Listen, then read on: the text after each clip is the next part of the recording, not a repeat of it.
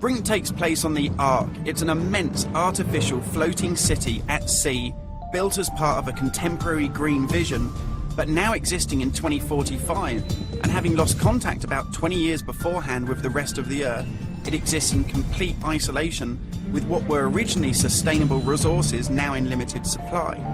The result of this is that competing social factions have been thrown into an isolated and horrific conflict. We're heading to the Ark's airport.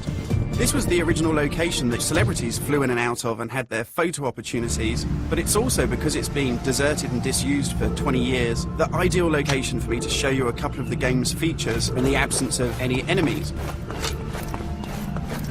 Now, Brink uses those same familiar shooter controls that you're used to, but without the artificial constraints, because we've developed a new system that we're calling SMART.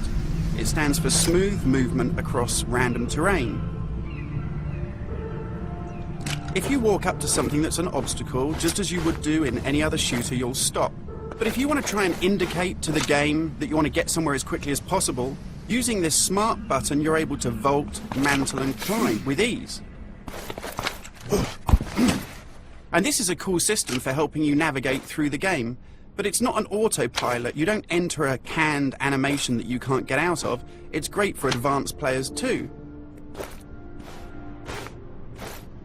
If you're approaching an obstacle like a security sensor, and you want to make it through that obstacle without perhaps alerting the enemy to your presence, you could just look up and you'll mantle up and over that automatically. And by the same token, if you use your same SMART button just running towards something and looking down, you'll indicate to the game that you're able to slide under something. And this is really important because in Brink, we want you to be able to make tactical decisions about where you go and how you play. It's not a rail shooter where you're on a kind of minecart witnessing canned cinematics. And that's important too, because in Brink, irrespective of whether you play offline or online, you can create a cool identity for yourself that really reflects how you want to play the game. So in Brink, you take on a combat role that suits your preferred playing style, whether you're on the front line attacking the enemy or perhaps at the rear doing support. You'll take part in military objectives as part of a coordinated squad.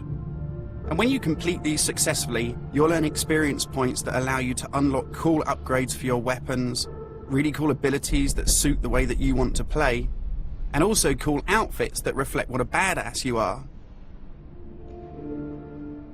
And you can do this irrespective of whether you play offline in traditional single-player style mode with no internet connection, or play cooperatively with up to 7 friends, or go online and play fully where the entire game is full of strangers.